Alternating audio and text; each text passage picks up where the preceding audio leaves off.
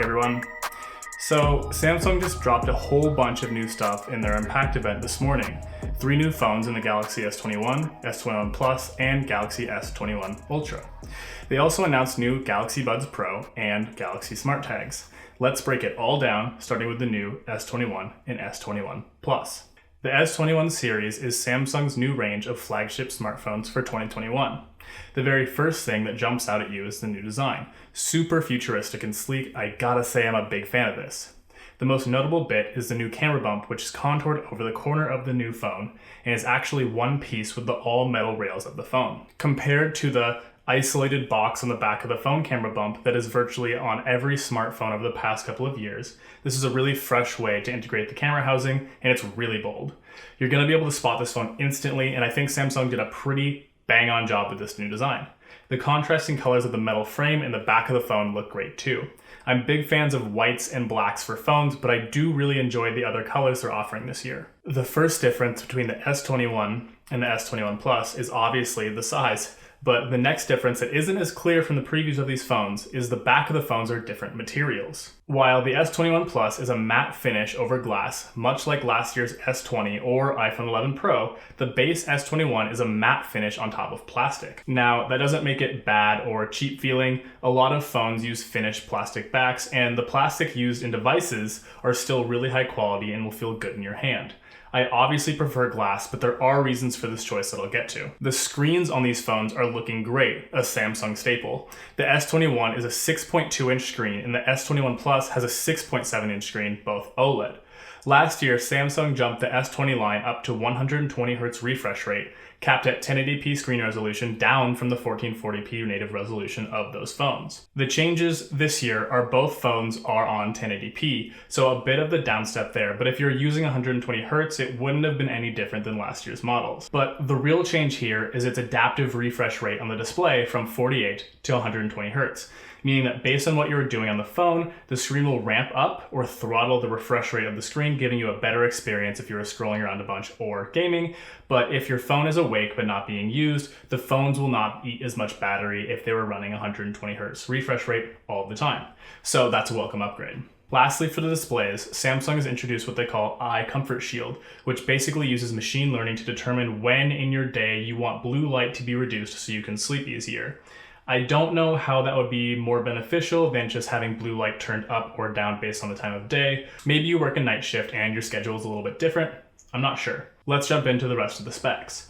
Both of these phones have the new Snapdragon 888 processor. Samsung touted 20% better CPU performance and around 30% better GPU performance. Both models have 8 gigs of RAM and either 128 or 256 gigabyte storage options, but Samsung nixed the expandable storage slot this year. S21 has a 4000 mAh battery and the S21 Plus has a 4800 mAh battery. Both are going to get quite nice battery life. Next, let's jump into cameras. Samsung really wanted you to see how cool the camera bump is this year, so hopefully the internals can match. Both S21 and S21 Plus have the same triple camera system, a 12 megapixel wide, a 12 megapixel ultra wide, and a 64 megapixel 3x telephoto, which can zoom digitally up to 30 times. They also sport a hole punch 10 megapixel front-facing camera.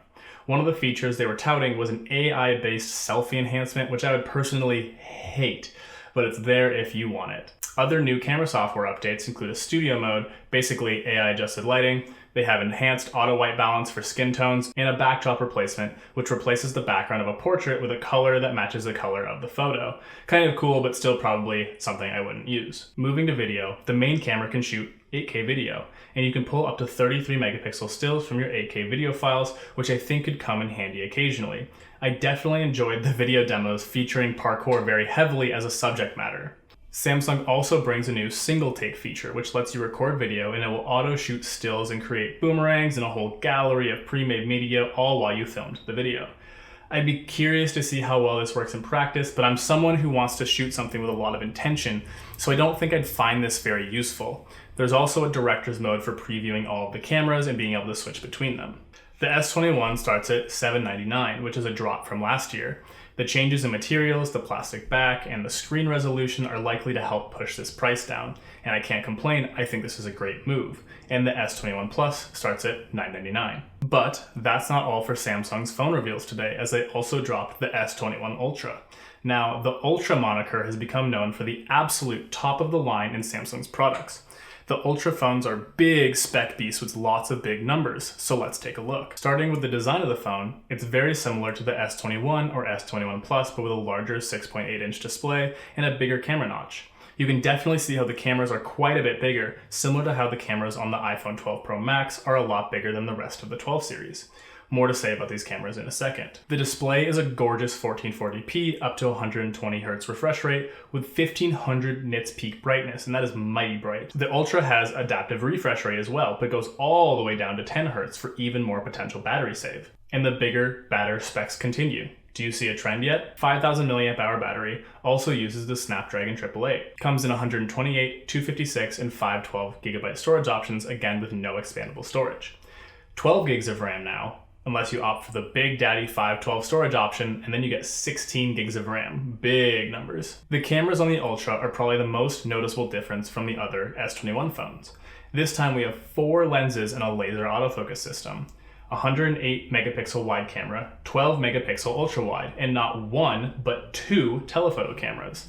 A 10 megapixel 3x telephoto and a 10 megapixel 10x telephoto with up to 100 times digital zoom.